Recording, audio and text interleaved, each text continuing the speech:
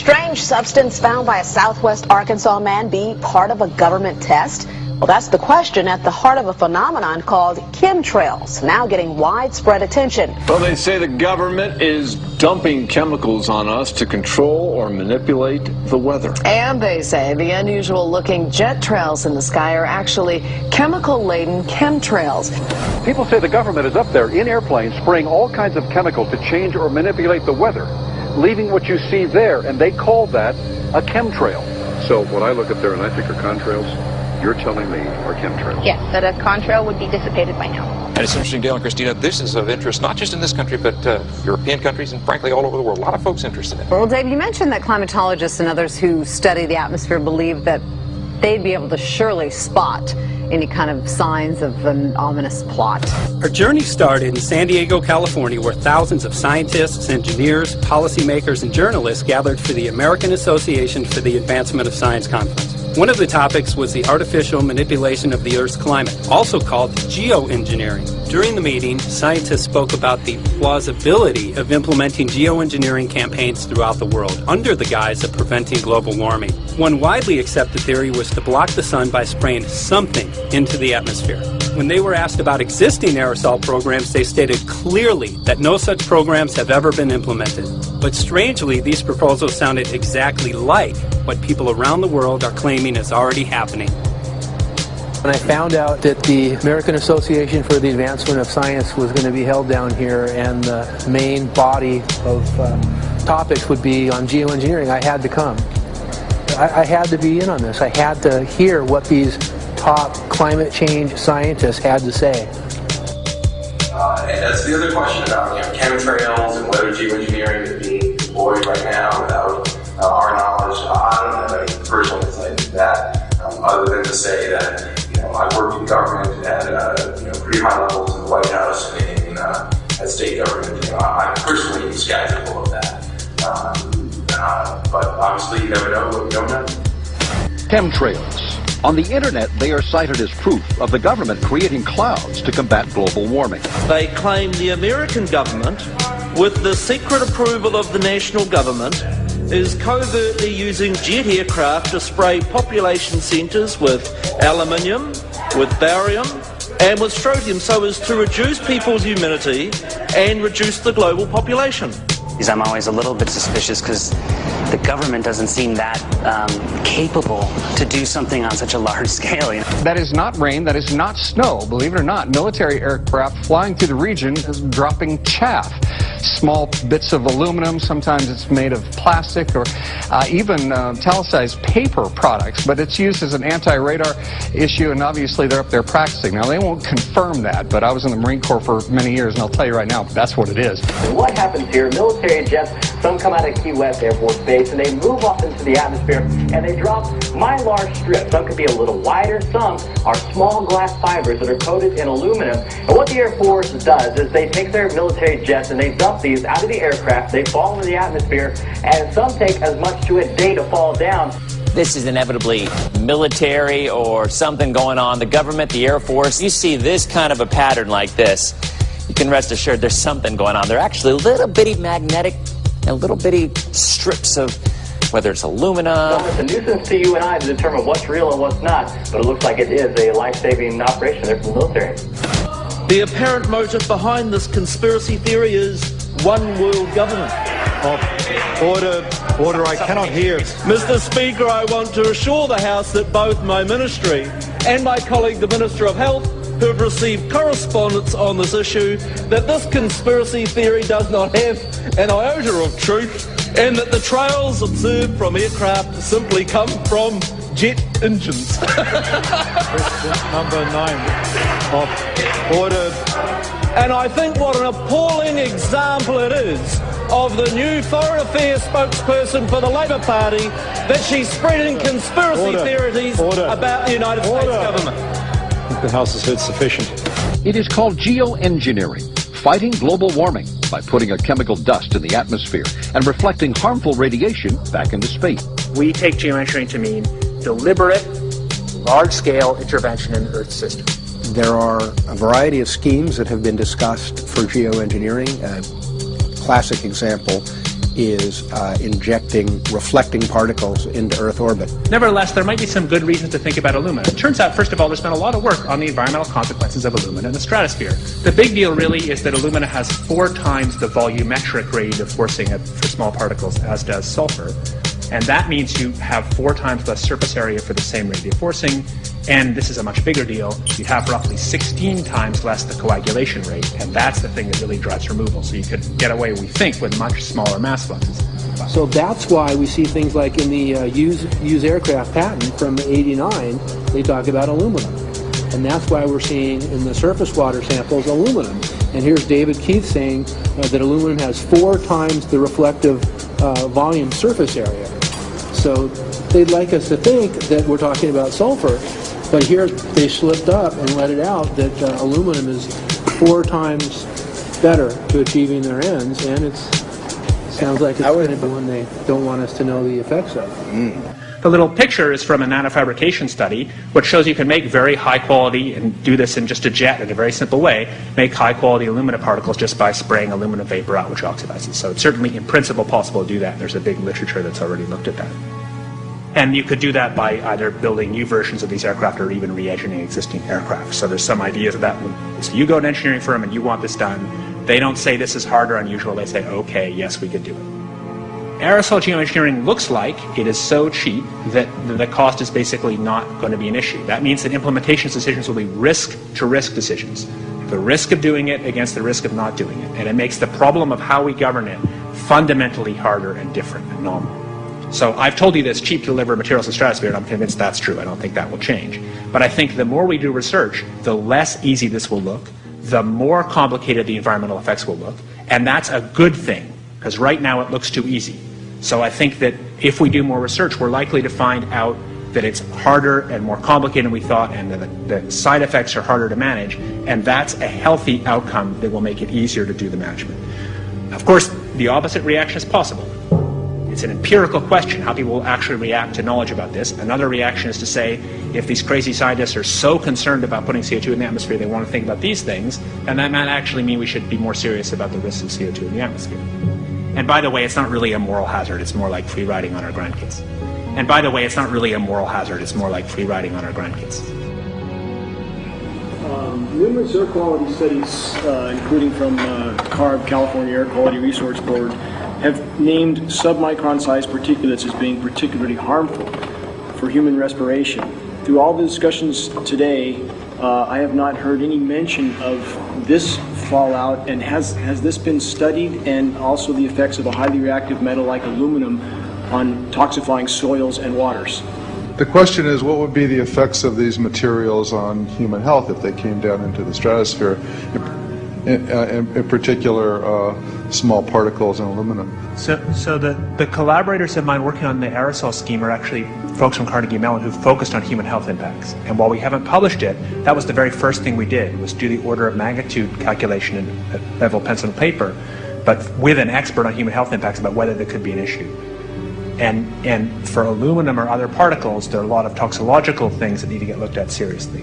But if you're just thinking about the sheer number of particles and the human health impact of small particles, the answer is, well, we haven't published it. That was the first thing we looked at with some of the leading experts who do epidemiological research on human health impacts, and it's not even close to being an issue. To clarify, so 10 megatons of aluminum dumped into the atmosphere will have no human health impact. So let me be more careful here.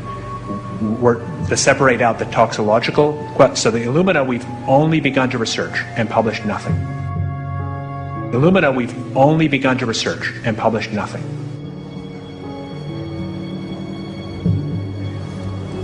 Dane looked at him and he said, so you're telling me that spraying 10 to 20 megatons of aluminum, as you said, would have no human health effects? He took a deep breath and he swallowed and he said, let me be more careful here. We haven't done anything serious on alumina, and so there could be something terrible that we'll find tomorrow we haven't looked at it. And that, for me, that was the whole main point of what is going to be coming out to the public. It's the damaging effects of aluminum that are being found around the world in massive amounts. Here's David Keith confronted on this very issue, and he looked, at that point like they just let the cat out of the bag. Mm-hmm. We haven't done anything serious on Illumina, and so there could be something terrible that we'll find tomorrow. We haven't looked at it. They're proceeding because they have an agenda that's separate from trying to thwart this crisis of global warming. You know, there's obviously several other objectives, whether it's depopulation, control, weapons aspects, communications aspects, all kinds of things, you know, wild cards that we know nothing about. We don't really know, and I'm not going to attempt to speculate on exactly what the agendas are, but we can see clearly the agendas are not benefiting mankind. You know, it's benefiting the agenda of the elite. And so I think the question is, how do you draw the line between some activity that is allowed and doesn't need global governance and activities that do require global governance? Dr. John Holdren has agreed to serve as Assistant to the President for Science and Technology and Director of the White House Office of Science and Technology Policy. I look forward to his wise counsel in the years ahead. My personal opinion is that we have to keep geoengineering on the table. We have to look at it very carefully because we might get desperate enough to want to use it. So what would we do if in year 2040 or 2060 there's a severe climate crisis, say widespread famines or Greenland sliding suddenly into the ocean? That the only plausible way in which we could start the Earth cooling this century is to directly intervene in the climate system, say by putting particles in the stratosphere. We do stuff in the stratosphere all the time, of course, and so it's not as though the stratosphere is absolutely pristine. But you don't want to have people going off and doing things that involve large radiative forcings or go on for extended periods, or for that matter provide lots of reactive surfaces that could result in significant ozone destruction. You know, maybe I'm putting a particle into the atmosphere because I'm trying to make money, or maybe I'm putting a particle into the atmosphere because I'm engaging in scientific research and trying to understand cloud physics, or maybe I'm putting this particle into the atmosphere because I'm trying to make it rain locally to seed a cloud and get more snow on our ski slopes. And this obviously raises all kinds of questions. It's hugely risky. It will likely negatively impact some people, but we might find ourselves in a situation where those risks seem worth taking. One of the things that really shocked me was in one of the breakouts they had the benefits of these programs and then the risks. Now the benefits, the one thing that was stated was the just cooling the planet.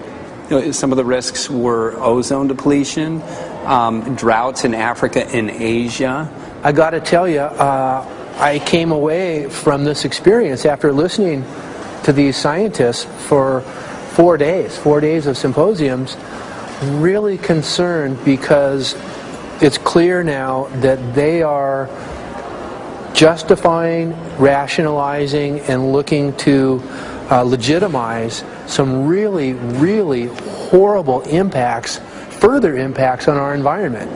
And they're basically formulating the sales strategy and the implementation and oversight strategy and the funding strategy.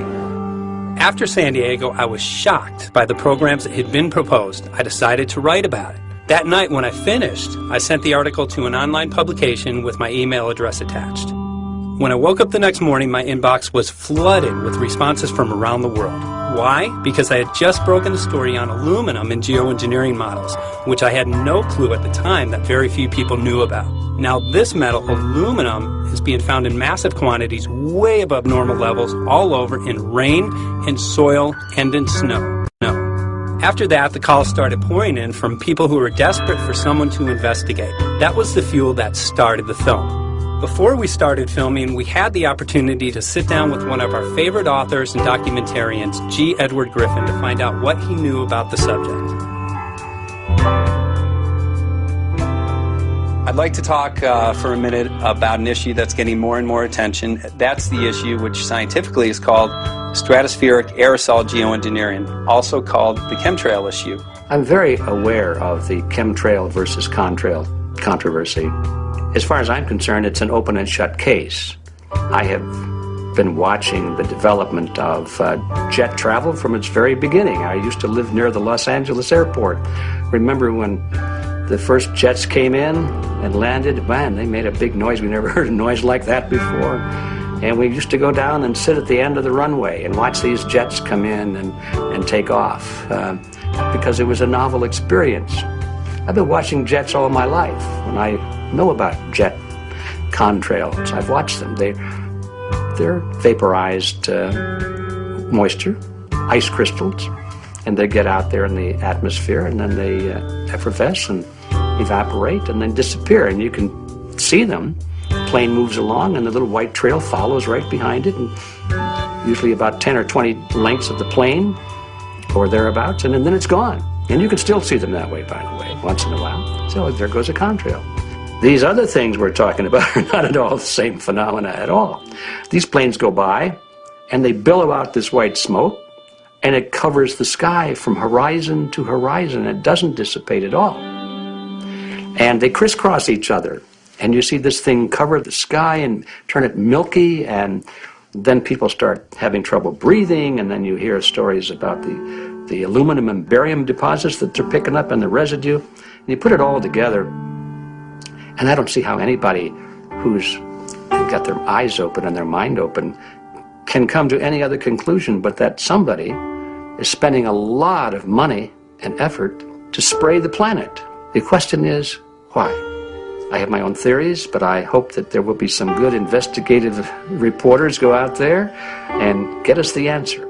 I know that whenever it's finally discovered, and it will be, the people who are doing it will undoubtedly say, oh, well, we did it for you folks. It's for the greater good of the greater number. It's for the society. It's probably to prevent global warming. Or maybe it's to inoculate people against some kind of a dreaded biological attack. We can't go around shooting everybody in the arm, but we can spray them and save their lives. You see how good we are? We're doing it for the benefit of society. I know they're going to, whatever it is, they're going to say it was for your good or mine. Think if we had the ability to steer hurricanes, and the hurricane was going to slam into New Orleans.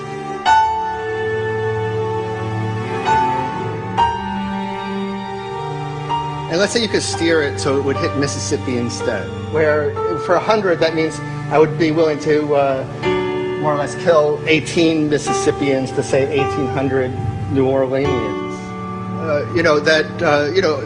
And if you do that knowingly, are you murdering those 100 people? And there's all kinds of equity issues there.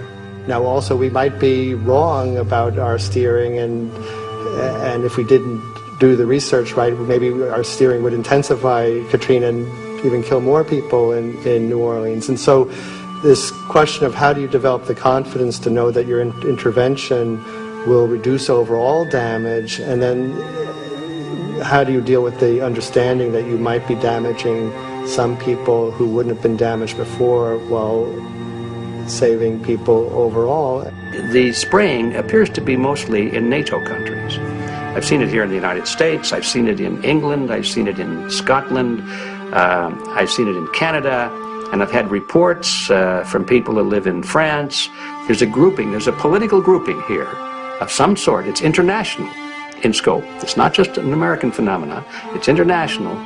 And anybody that wants to investigate that, I think, has to take that fact into consideration. They're going to find a political grouping and a political motive here. But in my humble opinion, it's not in your good or mine at all. I don't know what it is, but we'll soon find out.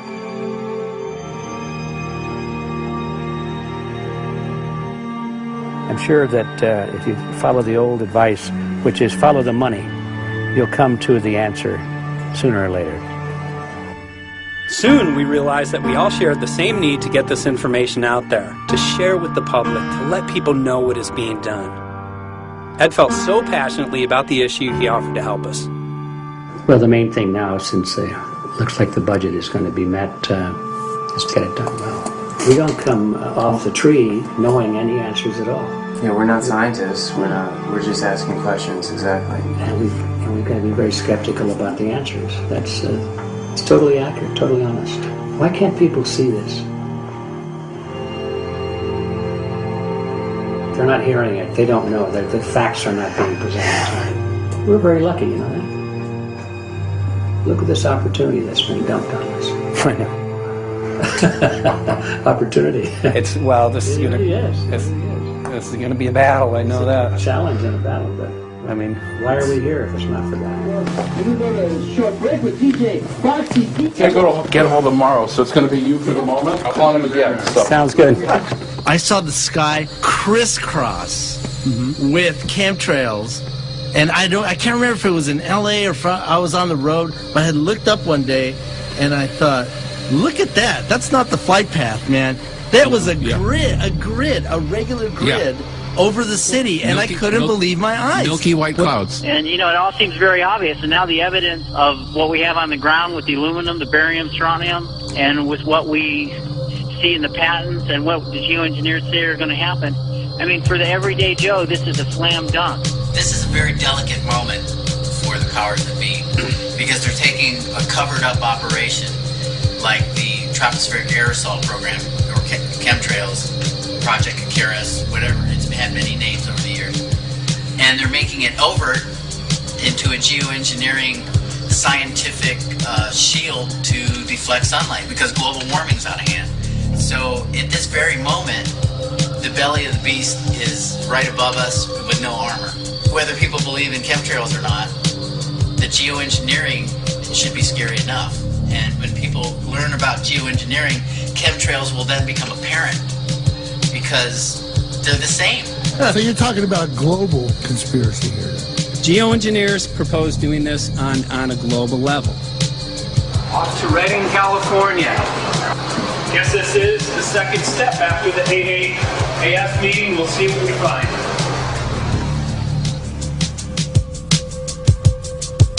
Right here in Northern California at Dana Wigington's house. He owns over 2,000 acres overlooking Lake Shasta. He told me about some of the challenges that they're having up here. Let's go and talk to Dane. We'll see, what's going on his property. We'll see what he's going through, and also what action he's taking based on the test results that he has.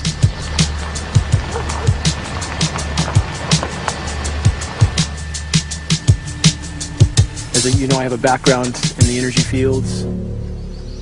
I worked in the first solar plants in the continental U.S. in the early 80s. My home was on the cover of the world's largest renewable energy magazine, so this is my background. My goal has been to alert the public there is a mountain of toxic material falling on us, period. Before about 5 years ago, our skies were typically blue, and now you see it's covered with lines and haze. And virtually nothing you see on the horizon, nothing you see in the sky above us, is a natural cloud. I mean, it is virtually all the remnants of these aircraft lines that you see fanning out, spreading into clouds, artificial clouds. But the sky is a very dirty look to it. There's not the white cloud, blue sky that we had only a few years ago, but it looks like there's some sort of massive industrial activity or forest fires burning over there, and we see that typically every night. You see, even down to ground level, the clarity drops off significantly, and we don't see that except for the days when we have these long, lingering trails that spread and cover the whole sky. And on certain days, you can see these trails actually dropping vertically like a veil. We assume the particulates are descending, and we have the test to prove that we are being inundated with levels of aluminum and particulates that are literally tens of thousands of times what would already be considered high. So we're not talking about exposure to a slight percentage higher of these toxic materials. We're talking about quantities, for example, off the side of Mount Shasta. If you can pan back, that's a landmark in Northern California, considered to be a pristine water source. Aluminum or snow sample off the side of Mount Shasta tested 61,000 parts per billion. This is just ordinary snow water, and people are drinking this stuff when they're hiking on the mountain. And remember, government action is required at 1,000.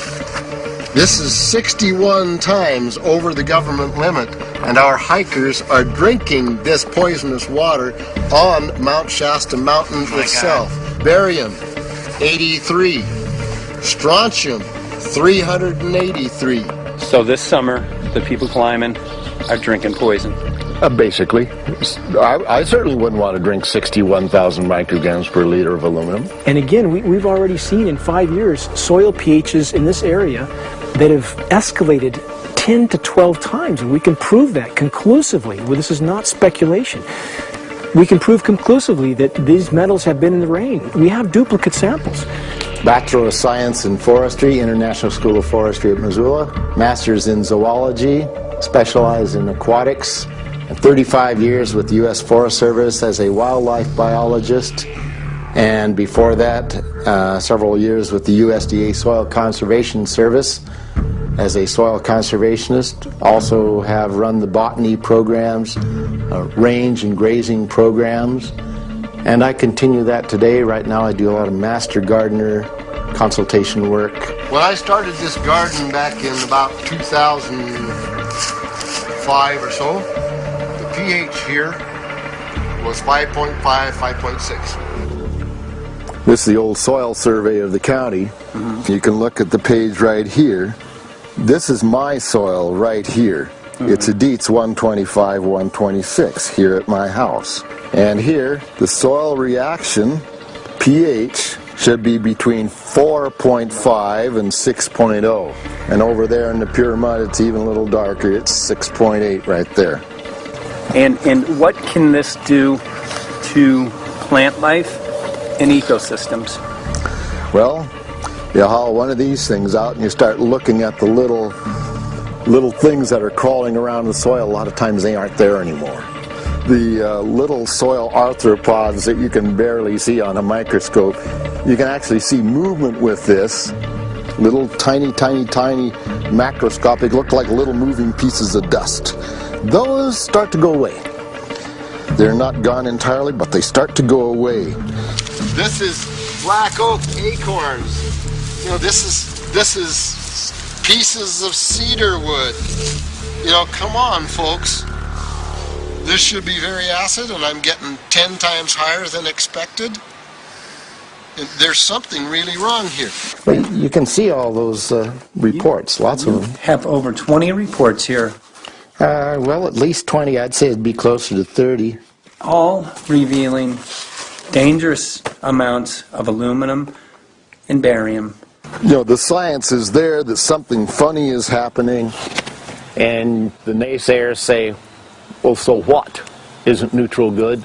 Well, no, neutral's not good.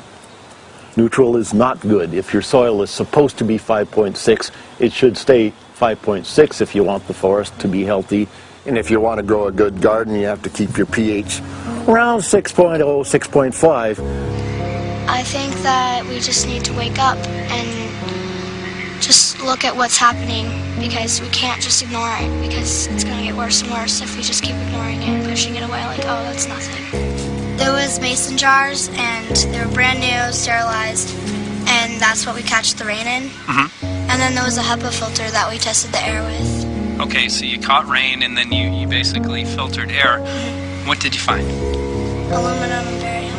Here's another test that's revealing 375,000 parts per million aluminum, barium at 3,090, and strontium at 345.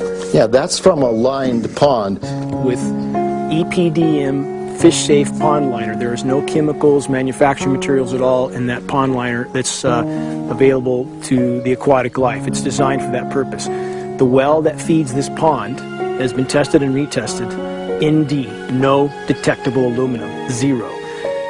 The only other place this pond can receive water is rainfall. We are located on a filtered, forested hilltop, miles and miles and miles away from any industry, highway, and so forth. After several heavy spray days, there was a film that we received formed on the surface of the water, and we tested that crust, and it was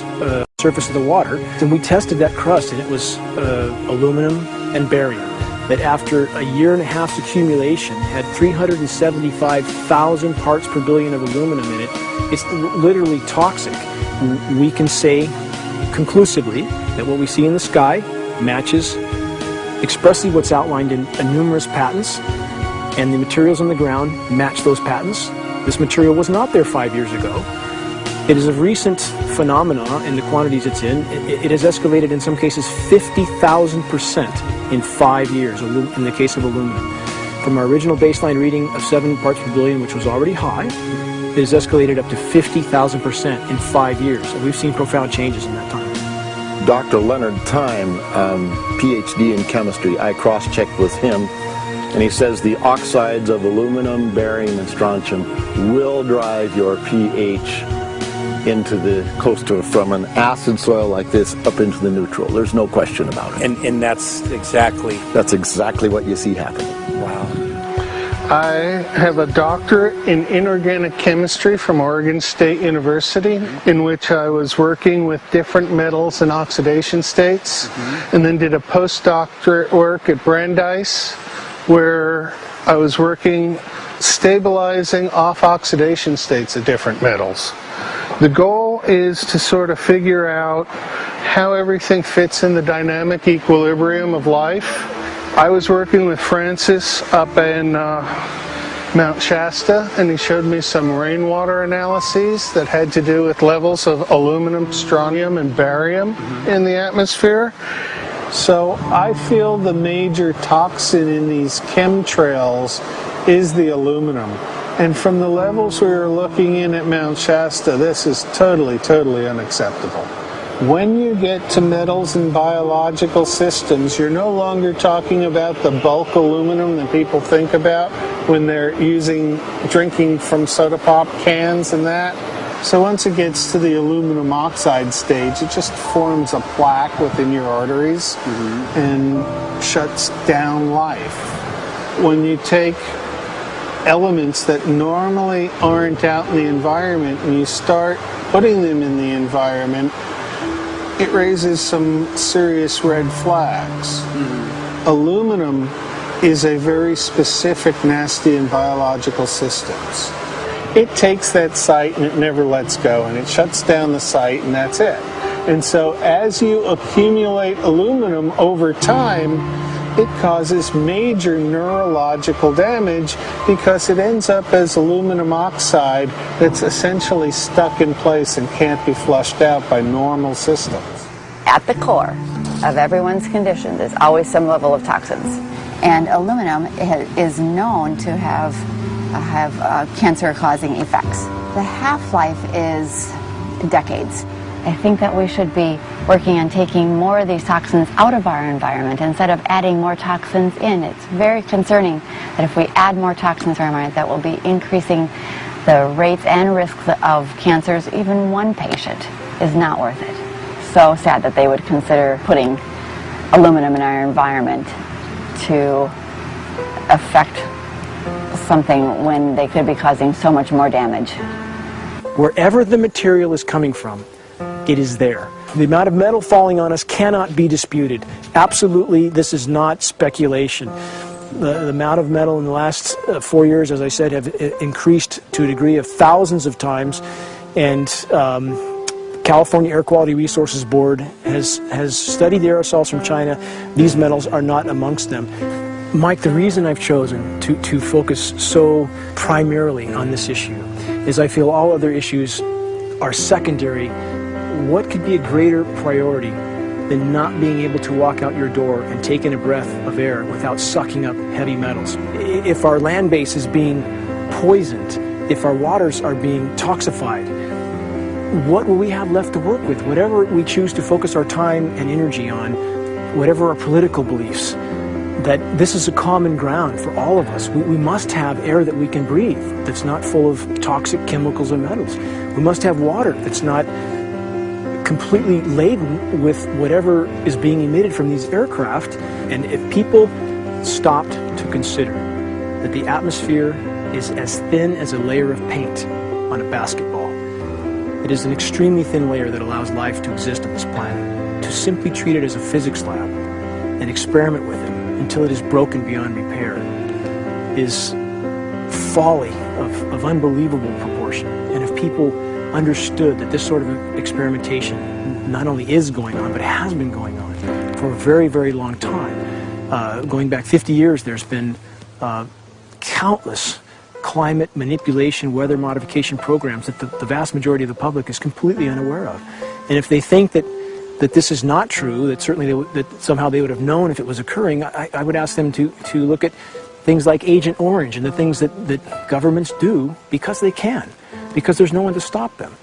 because they have these huge military machines that want to control everything. And in fact, the government's own document, perhaps you may have seen, it's available to any online, is called Owning the Weather, an express goal of our government, and not just our government. You told the Associated Press that the American government has created weather tampering techniques so that the New World Order will be able to starve millions of Americans and control the rest. There is weather control techniques. Number one, the entire patents on the equipment. Number two, Senator Claiborne Pell's complete statement and story of his own that not only does it exist, but that we even utilize it as far back as the Vietnam War. Well, Murph, We're going to do what we can. let's see what we can do. You got the scientists behind you. The scientists are with you, so at least this scientist is with you. I may not have $1 million budget, but I've got enough to show that something's dreadfully wrong. You got it. All right. So Arizona will be this Monday, the 21st. Senator Johnson up in Show Low. So we're going to be in the car a long time.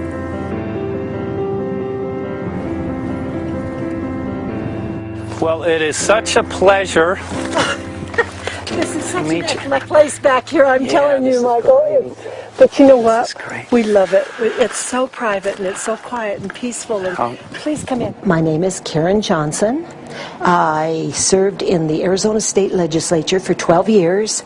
I was in the House for 8 of those years and in the Senate for 4 of those years. When you see a plane fly overhead, there's a trail that leaves the end of that plane, and it goes from one horizon all the way to the other as the plane flies across, and it begins to filter out and cover more and more of the sky in kind of ripples. It widens out and fills the whole sky. I mean, how could anybody think that that was the case? And then to live and to be underneath that and know that whatever is in that is falling down upon you and upon your animals and upon the earth. And I mean, it's frightening to me. And if people don't start really waking up and facing the fact that we've got people that are doing terrible things to us, and we had better wake up and fight back now. I mean, I'm the mom of 11 kids. I've got 35 grandkids. I mean, I've got a stake in this. I care about what is going to be left for my children. I care about it, and I'm extremely worried about what is going to be left to them.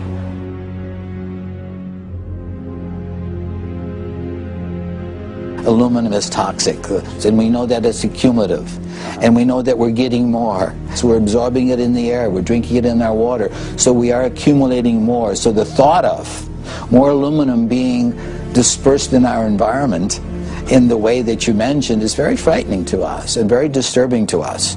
Those of us who have done any research on this are really quite concerned that we are ill-informed about this issue, and mostly that it's being done. Aluminum is toxic. We know that it is. We can debate as to the amount of toxicity that is going to be disturbing the body, but as far as really accepting the fact that it's accumulative, it's synergistic, then we have to conclude that it's not a good idea to put it in our atmosphere, especially when we know we're getting increased amounts, and especially since we know that the scientific communities around the world are pointing a finger at the heavy metal toxicities, at the toxicities that we're absorbing in the day-to-day food that we eat and the air that we breathe. The concern is off the charts about why is this happening? Why is this being allowed to be sprayed continually all over the United States, all over the world? Who is paying for this? I mean, the incidence of Alzheimer's has just skyrocketed, which evidently has to do with an accumulation of aluminum in the brain cells.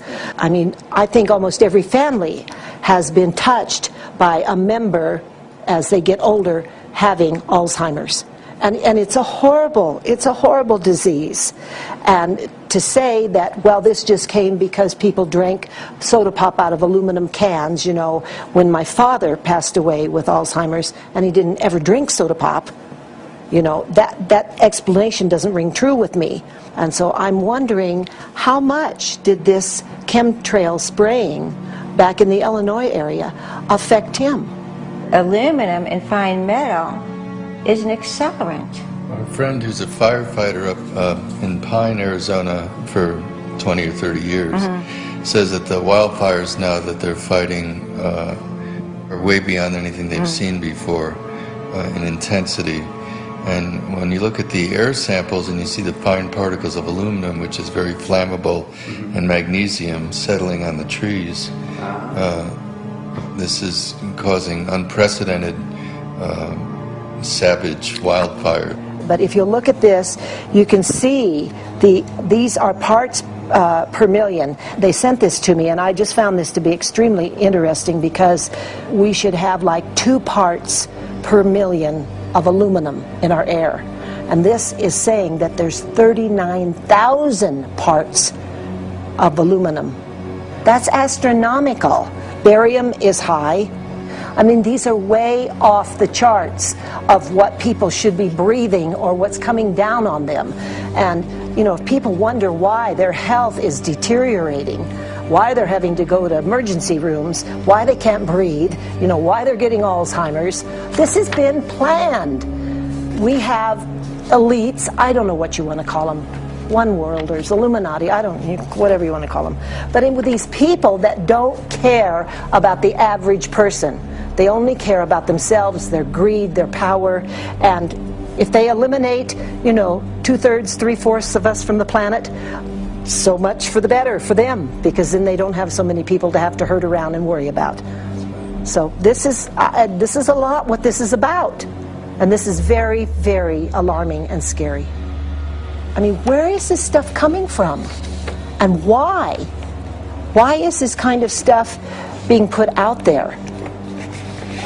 You know, I've heard different explanations about, oh, we need to cool the planet, all this and that. But if people are up there trying to cool the planet, why do they need all this kind of stuff in it? The explanations just never have really rang very true. And as I'm setting up the equipment, she looked at me, she said, all these trees here are dying. And I said, what? She says, all these trees in here are dying. So I thought, well, I'm going to test for aluminum, because that's one of the key things in the programs that we're talking about, and titanium. And I took some of this bark sample and tested it, and it came back positive with aluminum and titanium. Then I started traveling around California, noticing the same thing. In Lake Tahoe, there was a lot of the same type of bark, all through Sacramento area and Davis. Just about everywhere I went, I was noticing this silver white bark. What I think's happening is these chemicals are getting down and destroying the roots. And then as they come up, they're going out into the bark. Those 2 right there are the ones that are just, it just hurts so bad to see these 2, because look how old and big they are. We probably lost 40 trees right here on our 10 acres. Every week, every other weekend, we'd see another tree that was beginning to die. And I mean, it's just so sad, we just cry. And to think that that might have something to do with it, along with their other explanations, would really, really frost me. Every time you lose a tree, you know, it's not good, it's just sad. And there's another one over here in this little group of trees here. Don't you feel better when you stand up and fight than if you crawl down in a little hole and go to sleep? You know, I mean, my gosh, people, your families are out there, children are out there, your grandchildren. I mean, you've got to do something to help.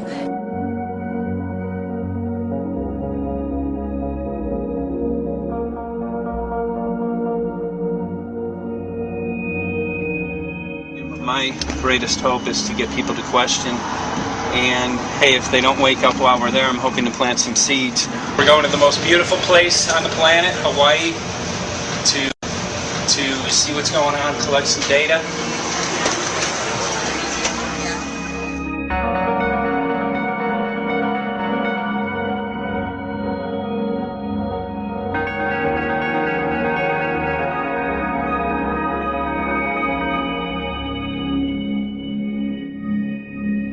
Thank you for having fun with us. Hope you enjoyed the trip. Have a great vacation and welcome home if you're lucky enough to live here. Thank you.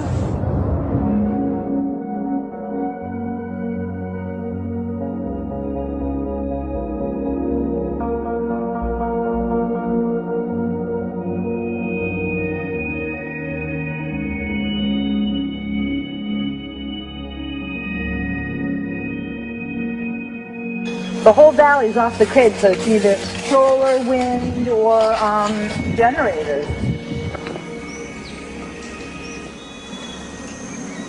Look at this, man. Yeah, the mind can't even conceive of a dream of this. Right. Yeah, right. Even coming here, and one would never think, you know, in paradise that it's getting destroyed. And they're doing it island style. They do it off the island, right? They do it off the island, so they don't, you know, you don't see the chemtrail airplane. The theory is that they're spraying the ocean, offshore, and it's coming in on the... And it's coming in. Now these are coming from the west. They're also spraying on both sides today. A lot of this stuff is actually chemtrails coming this direction. There's material that's blocking. We should be able to see to the horizon, you know, where the Earth curves, because we're high enough and we have the ocean, right? So we should be able to see. We should be able to see the Big Island. It's only 30 miles away. And you can see it's not a blue sky behind it. That's the key. It's all, you know, has that kind of weird looking blue, like silver blue, I call it. And this is a nice day. You know, there's no more blue sky. The night, we're going to look at the stars at night, and it's like, you'll see, you can count them. There's so few stars at night now. There should be hundreds of thousands of stars, and I can count the stars. There's like one here, and one planet here. It's like, you might see, some nights you'll see 100, some nights you'll see 10. This is what concerns me, this kind of stuff right here. It's just soft. Okay. This just comes right off, this bark. That's not natural.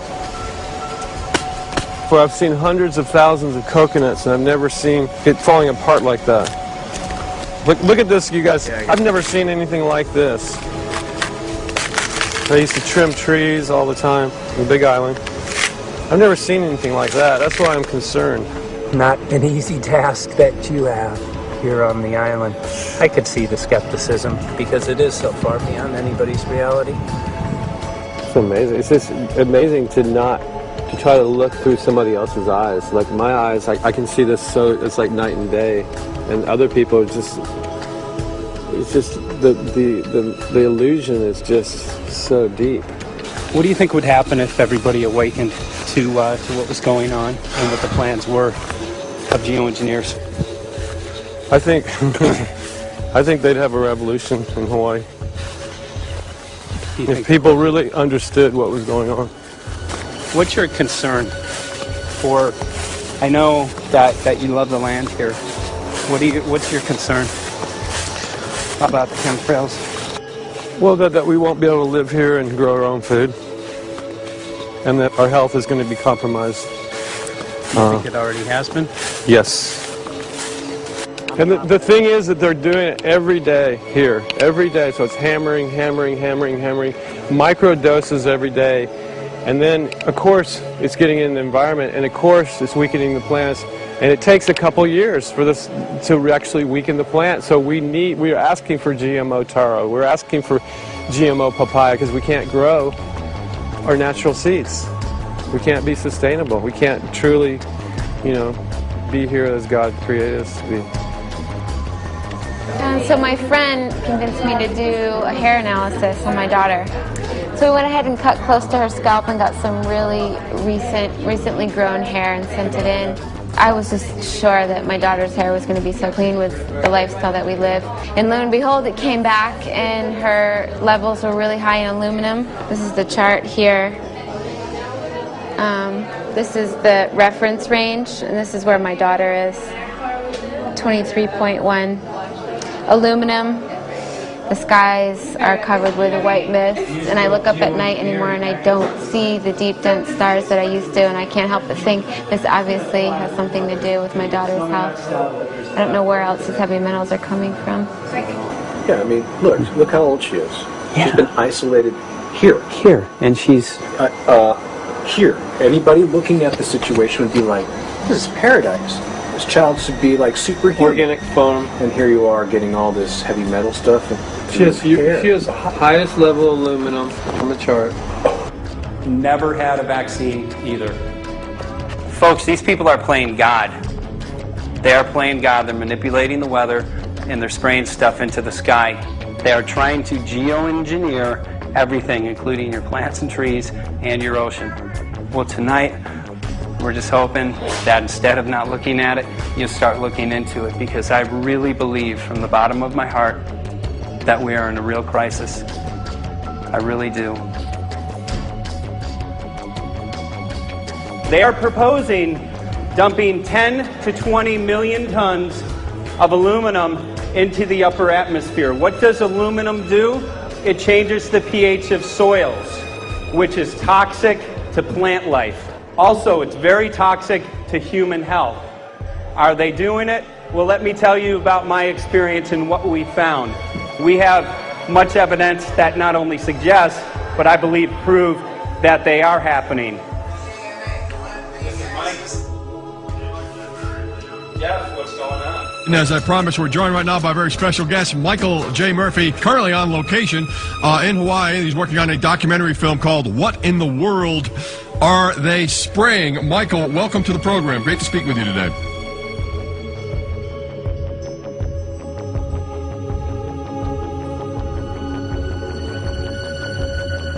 I had a friend who recently, he's always looking at things from a different perspective. He's a bit of a conspiracy theorist, you know. And he says that whenever the president comes to LA, there's no spraying that week. Could you have a better place for an interview? I mean, look. Well, this is being done over our farms and over our things. So basically, they want to eliminate our ability to eat organic food, have clean water. So in some ways, it sounds to me like, and you know, again, it's just a projection, but it sounds to me like this is control. How do we control the masses? Yeah. How can aluminum be good for you in any? And what was the second chemical you mentioned? It's barium. Barium aluminum. Obviously, those are toxic to everything. To human health. To human health, to farms, to animals, to everything. 61,000 parts per billion. And there should be a government alert at 1,000? At 1,000, people are drinking this. People that climb the mountain, they're drinking that snow. It's poison. Oh my God, that's so disgusting. So that's 60,000 times above regulation. Exactly. 60,000 times above regulation. And I've talked to friends, and they're like, well, that's just ice. That's just condensation.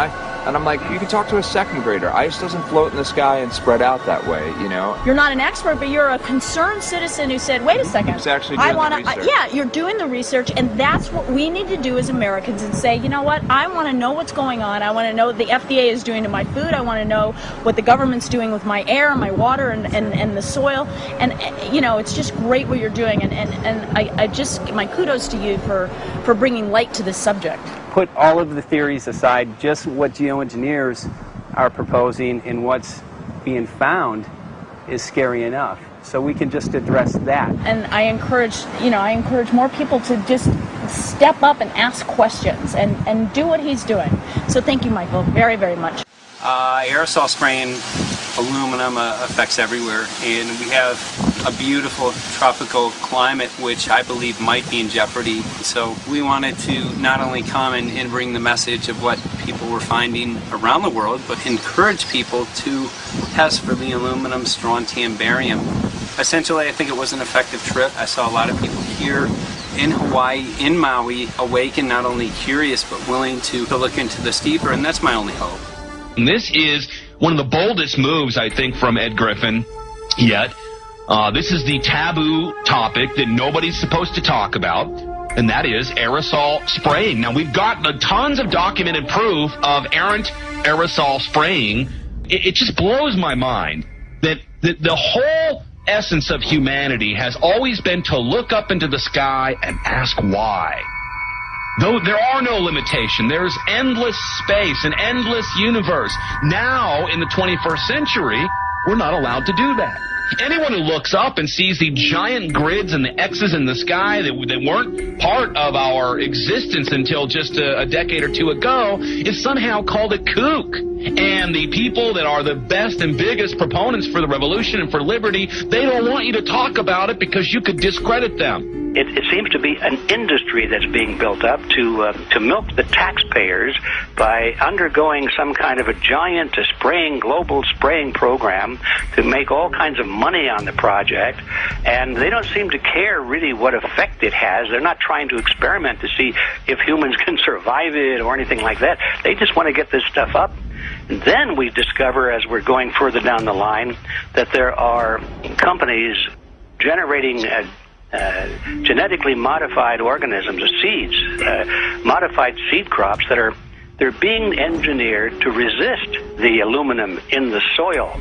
And a lot of crops won't grow in that. And so now, after they've messed up the soil, all the farmers were going to have to go back and buy seeds that have been genetically engineered to resist the aluminum that have been put into the soil. And all of a sudden, mankind is completely dependent upon these companies like Monsanto and other giant agricultural firms. You can't even grow natural seeds anymore.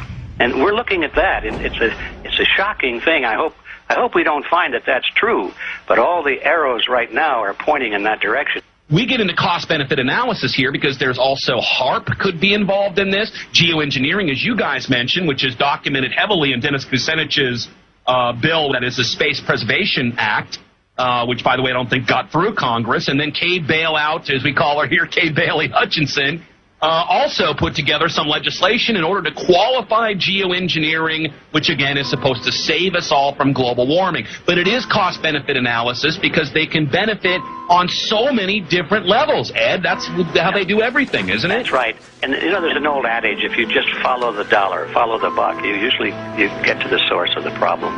And it looks to me like there's a tremendously profitable industry being built up right now around this concept of geoengineering or weather modification or reducing global warming and all of these other things that can be sold fairly easily to an unsuspecting public. They all say, oh, well, that's good. We don't want global warming, you know. And so they put up with this, and they don't question, they don't criticize. But behind the scenes, you see a whole industry being built up, which is, as I say, tremendously profitable, and the money for all of that is coming from the taxpayers. And it's a scam is basically what it is. We're just focusing on the one area that is real easy to prove. There's no speculation in the area that we're going into. They definitely are doing this geoengineering. They definitely are talking about it. They're working up formulas for it. They're putting together strategies for it. They've got funding for it. Everything is in place. We don't even have to go into those other areas to make the case. Okay, let them believe that, but at least they must understand that there's no question that they're talking about it and planning to do it. And so shouldn't they be equally alarmed about what they're going to do if it can be shown that barium and aluminum and some of these other toxic metals are very destructive to the planet and destructive to human health? Isn't that enough? You know, how many issues do we need to crank into this? And so, you know, if you're going to kill the planet and kill the population, do we need any other reason to be alarmed?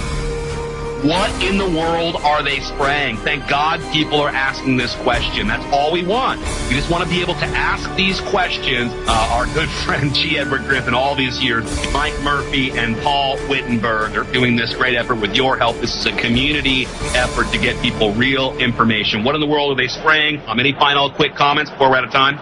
And my only final thought is that we asked the question, what in the world are they spraying? And we now know what it is. And folks, you're not going to like it.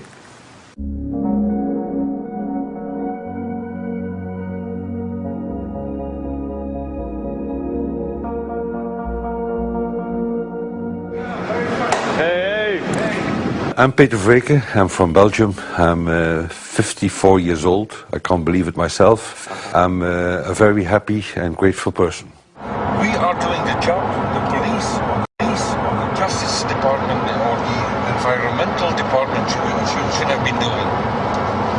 And it's really essential that it's going to be a grassroots revolution. I think so. Because we are not fighting against, but for. Yes, we're fighting for. I was in the council for about 25 years and also a period as the mayor. So from that moment on, 10 years ago, everything started to change. I start to get a picture of what is really going on. And it became crystal clear to me that we, humankind, have been manipulated and dominated and exploited for centuries. So, and this chemtrail phenomenon made me angry because I was so helpless. You can decide what food you're going to eat, whether you're going to smoke, what water you're going to drink, what kind of life you're going to lead, but not with this phenomenon. Then you are just a victim. It's only a game. And there have to be good guys, and there have to be bad guys. And luckily, we are in the position to be able to play the role of the good guy who has the chance and the opportunity to overcome. The 3 days that we shared with them, my heart just dropped because it was such a beautiful way to live and such a peaceful way to live. I left thinking, what's this going to be like in 10 years? Is everything going to be killed off on the property? And if it is, how are they going to get their food source? Are they going to have to take a class, you know, and get certified by company XYZ? And what are the requirements for that? And that really is the end of freedom. I'm concerned about that. I definitely, I really am. Yeah. I learned to say everything is now as it has to be now. And everything is going to be okay. It's going to be all right. It's going to be okay. Yes. I have this deep feeling that in the end we will prevail because we have the right on our side. The cosmos is helping us. And I have this strong feeling that we are being supported by entities and by forces we can't even imagine.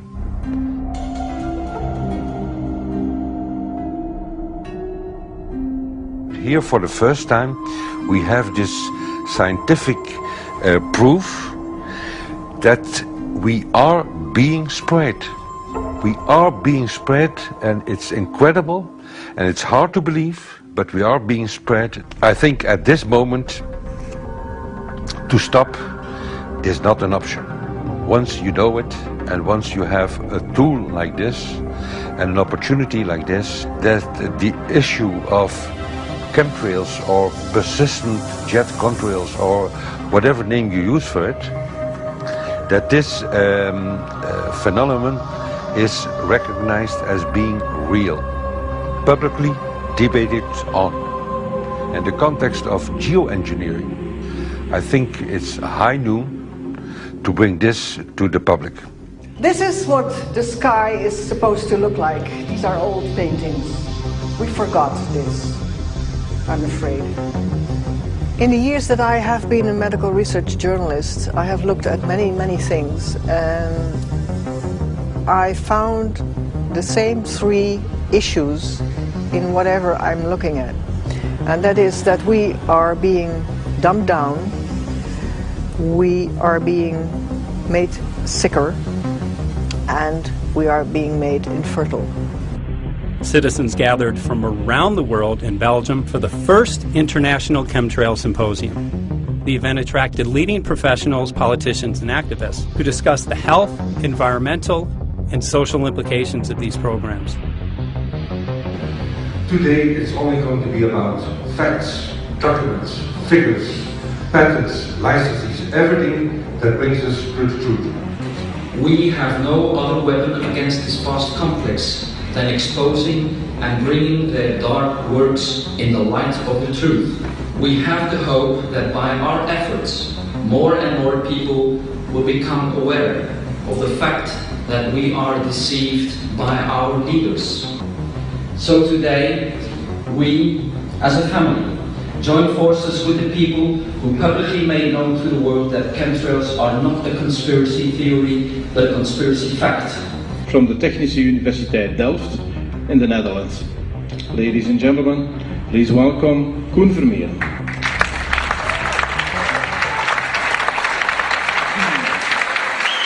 Well, I'm Koen Vermeeren. I'm a university professor of Delft University of Technology. Usually people are with their heads to the ground in their own two-dimensional space and they don't look up. But if you do, you see more and more spaces like this. And it worried me too. I have no explanations to our students about these phenomena. And then I studied it myself and I found out that I couldn't give them the answers they wanted, because I think that the phenomenon is not natural. It's not natural what is happening, and the explanations that are given to us are not enough for me. If you look at them from a scientific point of view, the first thing a scientist does is trying to explain something. Because I'm smart and my students are not as smart yet, so I have to give them answers to questions. But if you ask most scientists honestly, they cannot answer all your questions. If people are using climate control over our heads, I want to know about it. I want to know the consequences, I want to know the health impact, I want to know everything. I need, as a teacher in my university, to give answers to my students. And they have good questions. And I don't have the answers, and I want to know. Excellent. And we should discuss this. Ladies and gentlemen, for here you in the auditorium and for all over the world, Michael Murphy.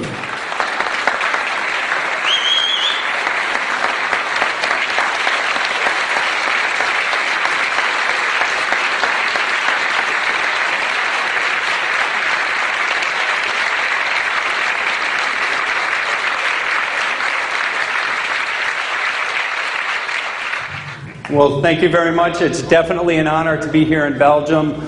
The people who are in power control everything. They control the markets, they control us. Now they're even controlling the weather. And they can use that for warfare applications. The one thing that they cannot control is what God had originally made, and that's natural organic seeds. This is called the Hegelian dialect. It's called problem, reaction, solution. The problem here is massive amounts of aluminum, things starting to die. The solution is company X that says, hey man, you're not getting yields on your crop. Everything's dying. But I got the solution. I got a seed that will grow in this environment. The only problem is now you have to start buying from me. We're a little concerned that maybe part of this agenda could be to kill off anything that's natural and organic and re-engineer it with aluminum-resistant GMO seeds. Many may know we just got back from a week of filming in Hawaii, and it was an incredible trip. A big concern for the people there is they're beginning to see softening of the coconut trees. But their concern is that these programs may again be part of a broader agenda to destroy anything that's natural and organic, so that the corporate redesigned GMO foods might be the only source of food for people. I didn't anticipate so many people, young and old, who are interested in this phenomenon and are concerned about it. And I especially liked the address that the young girl gave today. Only 17 and already making an address to the audience. That is, well, incredible. My name is Sofia Xenidis. I am 17 years old. It is quite scary to know that the air we breathe is not what it's supposed to be. That the food we eat and the water we drink contain traces of those substances which are sprayed out over all of us as though we were being poisoned like insects. The feeling that this is causing me are feelings of deep anger and rage. I don't want to be poisoned. I don't want to be infected with cancer. And I'm just so angry that this global poisoning can be going on such a massive scale, and not enough is being done to stop this crime. A clear answer to one question. Are we being sprayed? Have we been sprayed? And is it their intention to spray again and again? What are we going to do about it? How are we going to deal with it? How are we going to stop it? I know the answer. There is only one person who can stop it. And you know him. You are. You are the person, the one you have been waiting for. We are magnificent, beautiful, godlike, divine human beings. Ladies and gentlemen, sisters and brothers, in this auditorium and in the whole world, thank you so very much for being present with us. And for now, please enjoy this anthem.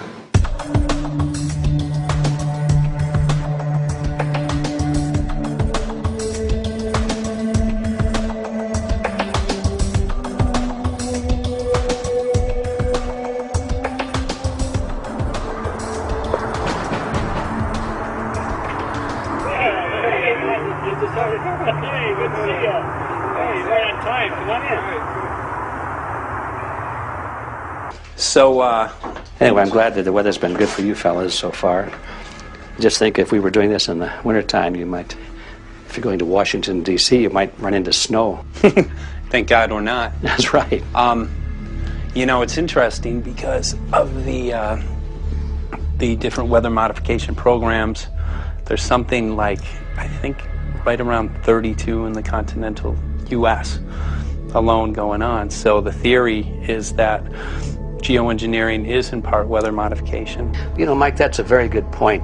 There are so many subsets connected with this issue of geoengineering.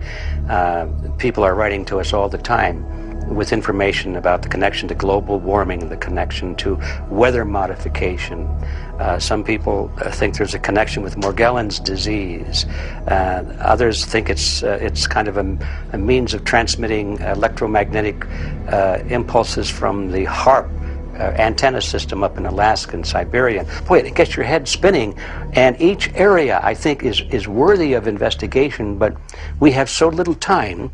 I think it's wise for us to stay focused on just the aerospraying and the toxic effect of these chemicals and the destruction of the planet and the damage to human health. What more do you need than that to convince people that we have to put a stop to it? So to stay focused, I think, is our mission on this one.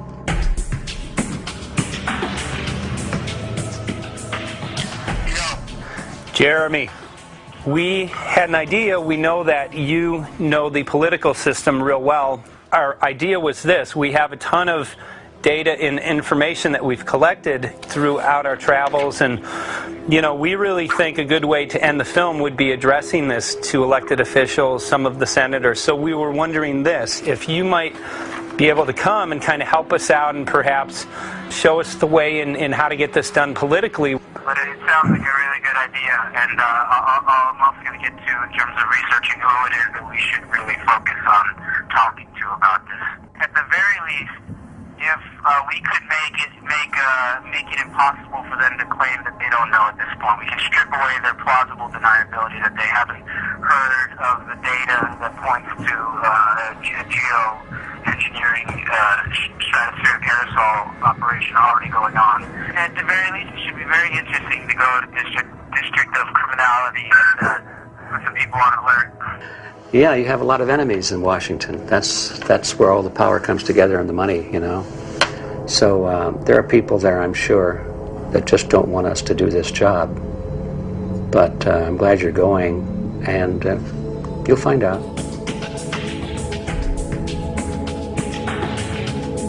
We took the data to Washington, D.C. There we presented our elected officials with the following letter. According to the 5th article of the Bill of Rights amending the Constitution for the United States of America, no person shall be deprived of life, liberty, or property without due process of law. But the daily spraying is depriving all persons living within the United States of life, health, liberty, and integrity of our common and private property without due process of law. As a representative of the people of the United States of America, we insist that you do everything in your power to protect us and immediately put a stop to geoengineering spraying at once. There exists no justification, legal or otherwise, to poison the planet and its inhabitants. Now suppose that space aliens arrived on, maybe they're going to land at the UN headquarters down the road here, or maybe they'll pick a smarter spot. But suppose they arrive and they give you a box. Suppose they arrive and they give you a box, and the box has 2 knobs. One knob is the knob for controlling global temperature, maybe another knob is a knob for controlling CO2 concentrations. You might imagine that we would fight wars over that box, because we have no way to agree about where to set the knobs. We have no global governance. and different people will have different places they want it set. Solar engineering is like chemotherapy. No one wants it. But we all want the ability to do chemo and to understand its risks, should we find ourselves with dangerous cancer.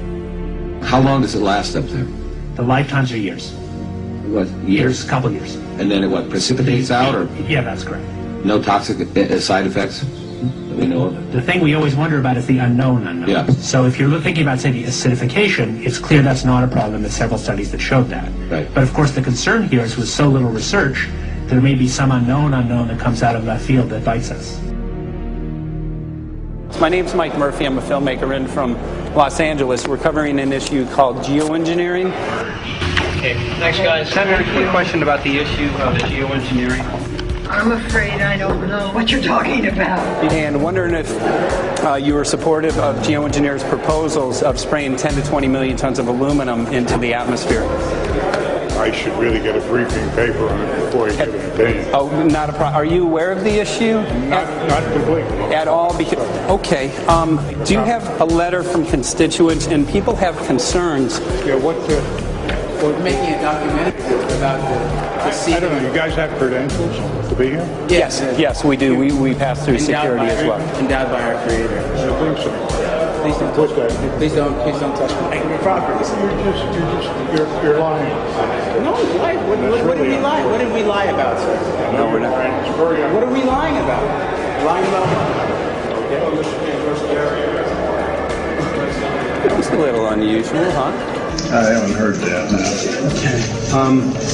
You're not aware of it? And it appears that these programs have already been deployed. You know, I had to look at that proposal, and so, why don't you let me review it? I can do that. Are you aware of? Actually, I'm going to go. Yeah. Let me go ahead and get that. I will take a look at this, and I will act accordingly. General, this program, this openly covert program of the aerosol spraying, stratospheric aerosol spraying, geoengineering, using tons of aluminum, spraying it up in the sky. I have no idea what you're talking about. Okay. Commonly called CHEMTRAILS, sir. When you were the head of NEMA, did you see the aerosol trails?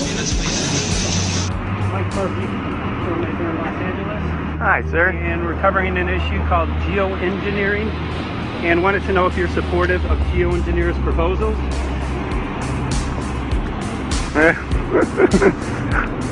Congressman? Hey, Congressman. I'm wondering if you're supportive of geoengineers' proposals, which is dumping 10 to 20 million tons of aluminum into the atmosphere. I'm familiar with that. Pardon? I'm familiar with that. Okay. Can you make an appointment to my office? I'm not supportive. I haven't looked at it so I don't. Have you heard of the issue? Because it's becoming mainstream in public, and there are actually congressional committees which are being formed to talk about these programs. Mm-hmm. Yeah. Well, I think when we drop anything into the atmosphere, we should know prior to the effect of that, right? Yes. And if we don't have the knowledge as to what the effect will be, we shouldn't do it. I think there are 4 different options for thinking about deployment of geoengineering. The first one would be we just ban it. I would argue that one does not want to get too firm a restriction in place on small-scale studies early on because it'll tie the science hands. I think what the science community ought to be trying to do is say, you do small-scale stuff inside this space, and it's a scientific question what that space ought to be. There shouldn't be a lot of oversight and restriction. Congressman? Excuse me. Hi, I'm Mike Murphy from Los Angeles, covering an issue called geoengineering. These guys are running from the geoengineering issue. I wonder why. I'd have to talk to my staff. I don't know what your details on that are. Have anyone made you aware of the issue, or? Sir? Congressman, your committee talked about geoengineering last November. Are you in support of those proposals? I'd love to give you a paper. Which? Geoengineering? Or you know nothing about the geoengineering issue? Never heard of it. They call it geoengineering, but yeah, I never heard of it. It's nothing I've ever heard anything about. I mean, when we looked up in the air today outside DC, we saw this stuff going on. Quickly, have you heard of geoengineering? No. The proposals to shoot 10 million tons of metals into the air. This committee, Science and Technology, covered it for the first time. No. No, I've never heard of it. So we were very concerned. How you doing? I'm fine. How are you? So what? We spoke with Congresswoman Watson's office, and her press secretary, Ms. White, was familiar with Representative Kucinich's Space Preservation Act, which mentioned chemtrails and the weaponization of the atmosphere in space, and then it was pressured to be taken off the bill. Did you see the aerosol spraying going on today over the Capitol? Congressman? Geoengineering carries with it a tremendous range of uncertainties, ethical and political concerns, and the potential for catastrophic environmental side effects. He's not one to do interviews very often, so not unless we usually really pressure him into it. Okay. So don't, all that is, don't hold your breath.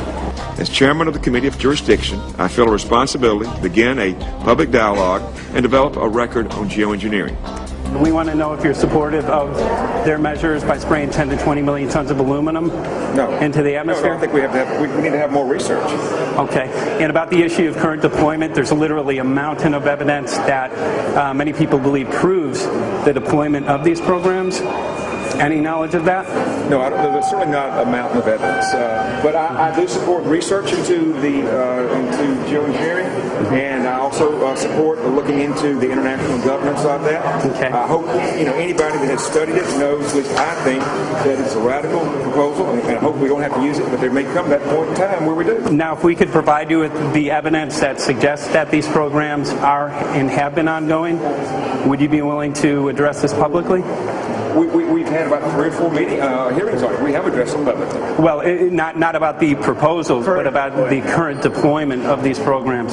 Citizens. I don't support the current deployment. I think we need to have more research, and they have consequences that go beyond one nation, and so I think that there needs to be governance to that. Governance is not simply an issue of deployment, but governance before deployment in terms particularly of large-scale scientific fieldwork. I concede that on this subject and in general, it's not popular to talk about global rules. And when these people started talking about the need for UN Security Council oversight, a supranational environmental security enforcement with a strong mandate by the UN, it really is clear that they're looking for a global power behind the manipulation of the environment. But I do think it needs to be sort of an international kind of treaty that does tie and bind all nations into a common fate. It is a common fate. And unfortunately, it's not just big governments that could do this. It is small governments. It is billionaires probably could figure out, I'm going to save the world all by myself, and I won't bother to mention it. How do we decide when there's a planetary emergency? Whose hand is on the thermostat? How do we decide when to start it? There's no way to do that right now. And what if we do start doing it, and then by some problem with the technology or with the will, we can no longer do it? In a year or two, the aerosols will come out of the atmosphere and temperatures will shoot up at a rate much faster than it's going up now, and it's that rate of change that's hard for us to adapt to. So once we start it, we'll be sort of locked into doing it for a long, long time, and so that, and with basically no end in sight. Boeing would pursue this to make a profit, right? I mean, financial motivation to do this. Let's see. So let me not speak for Boeing. Is that allowed? Okay. Yeah, well, it is what it is. No, but someday, if the U.S. is going to decide to do this stuff, they're going to look to a company who can do it, and you want to be positioned. Boeing would rather be get it than Lockheed Martin. So certainly we have an industrial base that helps the country take on technologies and large-scale challenges like national defense. And we do that both for a profit motive as well as, I think, as a national service. So I think it would be truly disastrous if, you know, we discovered a few years from now that there was a black program that some government had stood up to sort of learn on the quiet how to do this. It's pretty clear you can cool the planet, but you will not and cannot bring it back to exactly the same climate state you started with. So you may or may not, and I expect we'll have a lot of back and forth about how useful it is to ameliorate the risks of climate change. I think there's a good evidence it probably is useful, but we don't know. But it certainly can't get you back to exactly the climate you started with. I think everybody agrees with that. Do you think you'll see deployment in our lifetime? Let me say I hope not. Al? I would agree. I hope not. I hope I not. agree. Okay. I see this as something like an evacuation plan. That you build big dikes. Maybe that's the emissions reduction to try to keep the flood from wiping you out. But that if that flood should come, that you'd like a plan for what to do in the event of that catastrophe. So I see these options more as a catastrophic response option and not as a way to reduce risk of everyday climate change. You would advocate mitigating consumption of beef as a means of accomplishing your objective? Yes. How would you suggest going about that? You can't. I mean, it's your job to decide what to tax and what not to tax. Obviously, if you wanted people to behave differently, you give them incentives and disincentives for behavior. But I'm sure that's the answer you wanted to hear, Mr. Smith. If only my time had not expired. Thank you, Mr. Chairman. Because there's literally aluminum and barium contamination found around the world, believed to be from these programs. Like, look, today over the Capitol, looks like they're deploying some type of aerosol. Did you see it? No, I didn't, but good to see you. In a James Bond scenario, some rogue rich guy puts some airplanes in the air and seeds the clouds. What is to prevent that? Okay, are you aware of the issue? You do it through the... Are you in support of those proposals? What if you're taking... I don't know anything about it. You're not. I have to get more information. I've got a chair here. Okay, we'll give you a letter on that. Yeah, this is a letter from constituents. Okay, great. Thank you. Excellent. And many people believe that these programs have already been deployed because mass contamination has been found. Geoengineering programs, stratospheric. Got it. Yeah. Spraying from airplanes. Okay. So what is happening, people from around the world are finding contamination. Let me take care of this and I'll talk to you when I come back. I'll be back. These chairs are here. Thank you very much. We see that even though we might make the average temperature of the planet about right, the rainfall patterns change some from today. And some places become warmer and some places become cooler. So there are going to be winners and losers in this geoengineering activity if we were to do it. But nevertheless, as David has said, there are reasons why we might consider doing it. Many people are deeply concerned about it because of the toxicity of aluminum, and it has been addressed to Congress in various committees. Would you take a look at a letter from some of your constituents addressing the concerns? Excuse me if I go. Okay.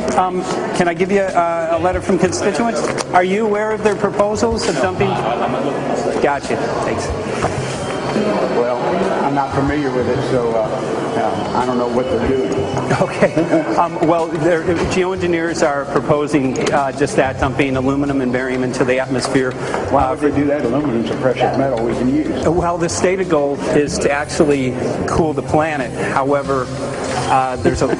Sounds strange. Right, exactly. So they're proposing dumping these metals into the air to block the sun, essentially. We're here to just find out what members of Congress are... I hope we would have a strong hearing on that before we decide to do it. I would hope so. And there's plenty of evidence that not only suggests that these programs have been deployed, because we're finding contamination of aluminum and barium on the rain, snow, and soil. Okay, thank you. Thank you.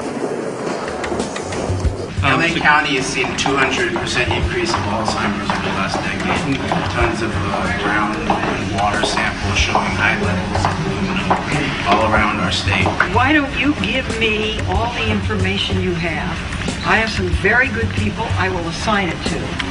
And if you get it to Mr. Lavelle, He's got my card and send me an email. And Lavelle. He's got my card and send me an email and we'll Sounds great. We'll be in touch. We are investigating this, and there's literally a mountain of evidence that suggests that these programs are move that mountain over to us. You got Let's take a look at it. And look up, looking up into the sky, and you'll see some of it. Oh, okay. You will. You can All see right. the aerosols being sprayed out of airplanes quite a bit. So thank you. Yeah, the future of humanity is definitely dependent on it. So we're counting on people like yourself to take some proactive steps. So thank you very much, guys. You're very welcome. Appreciate it. Thank you. Right.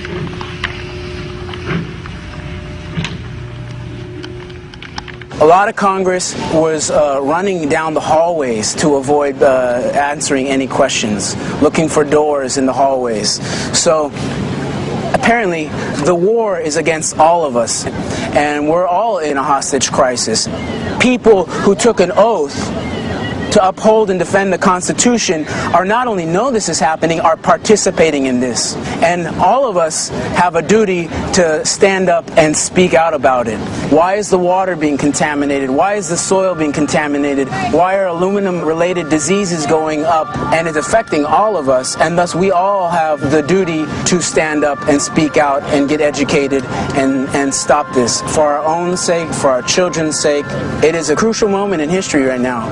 As human beings, we need to decide whether to live on our knees while being sprayed and poisoned every day, while being under a continual threat, or whether we are going to stand up and live as free human beings and seek truth, justice, peace, and freedom for all of God's children.